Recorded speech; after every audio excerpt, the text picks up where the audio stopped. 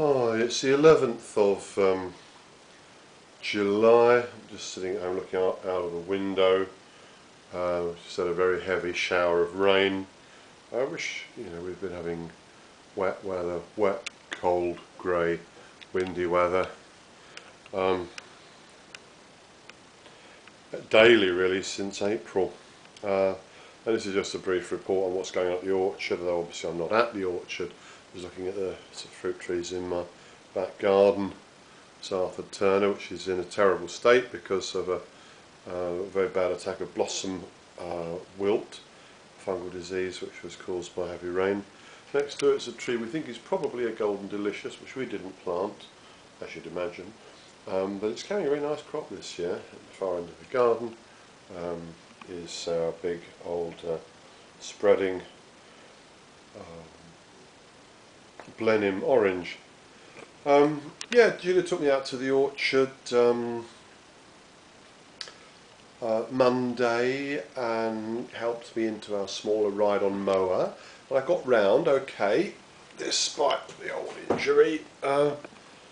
Yeah, this is my below knee cast. It's actually got quite loose now.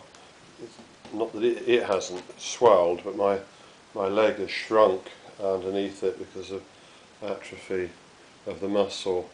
Once my Achilles tendon, which is under here, has healed up, I'm going to need to rebuild that muscle bulk. I'm mobile at home in this wheelchair.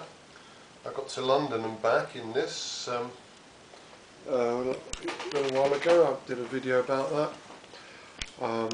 Waiting to set up the Just Giving page, try and run a charity to assist some people who are disabled in a poor country who don't have access to the same care as I have. But that's it. I'm using my crutches to hobble from my front door to the taxi 3 times a week. I'm spending over £100 a week on taxi fares. I can't claim them back. I don't even think I can set them against tax, which is a drag. Thankfully, I'm sufficiently economically secure to be able to deal with that, but it is a bit of a drag. One of the things I have to guard against while I'm in this condition is, well, obviously putting on weight through some comfort eating and drinking. The other thing that I really need to watch out, I really need to be careful about is my guitar habit. Because it's easy to watch YouTube videos and you see all these wonderful new 2012 Gibson Les Pauls with their coil taps and beautiful figured maple bodies. No, Stephen, no, you've already got enough guitars. So, well, I have to just bring myself. But yeah, it's been difficult at the orchard. If I was going to injure myself and be out of action, then I suppose it's better that it happened this year rather than a year when we had a good full crop of apples, because as it is, we've got no plums and no pears this year because of the terrible wet weather, the cold rain and the wind we had during the blossom time. So we just have a few apples, a few pears for ourselves, a few plums. Incidentally, out of the pear varieties, and they're all next to each other in very identical conditions, the Concord have done best. Out of Concord, Burhardy, Comis and Conference, the only pear trees, and this is consistent in the 30 or so trees we've got, the Concord are carrying the heaviest crop, which is to say they're carrying maybe 5 or 6 pears per tree as opposed to none. I'm not saying go out and plant Concord, but having said that, last year we had the first crop of this pear and it was a real discovery for us, and I think it's a very good pear with a future. Nice texture, nice, good sweet colour, good sweet flavour. Not as nice as Comis, but a more reliable cropper. Yeah, one of the sections of the orchard, we didn't get any fungicide on it. It's been impossible to spray. You get a double whammy when you get this prolonged wet, windy weather, because it favours the development of fungal disease on the apples. but you can't spray in this weather. And where we didn't spray, we've got a severe outbreak of scab. Where we did get some spray on, reduced spray this year because the weather was so fine, sunny and dry in March, we omitted the pre-blossom spray, which on reflection now might not have been a great decision. We have some apple scab, but where we didn't spray, we've got severe apple scab, which is a drag. And once again, it proves that this most unpleasant job that we would so earnestly love to avoid having to do is a job which can hardly be omitted, at least not in a country with our climate.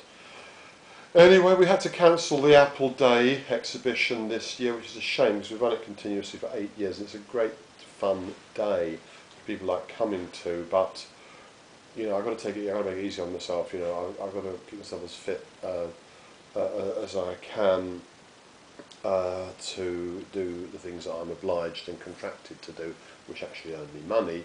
And so we've had to, I mean, not that we don't make any money off the Apple Day, but you know, wearing myself out so I'm not fit to go to work in a week at the clinic and the hospital is not, you know, a very intelligent use of resources. So anyway, there we go. Months to go, still 2 months until I can drive again, and after that it'll probably take quite some time to build the muscle up, and I can tell you I'm going to be a bit apprehensive when I'm doing that, because you know, these tendons are never as strong again when they heal after they're broken. Well, just another message to get on with life, make the best of it, be prepared, fortify yourself as far as you can against sudden disaster, and be brave and get on with it. So anyway, I'll be out of the orchard again. Oh, I'm not sure when I'll next be at the orchard, but it's not as bad as we thought out there. It's not as bad as we thought. We're going to have a crop this year, although if we don't start to get some warmer temperatures and a bit of sunlight before long, the sugar levels of the crop are going to be very weak, and the only consolation there is that nobody else will have very good sugar levels in their fruit either. A 2012 fairly grim year so far.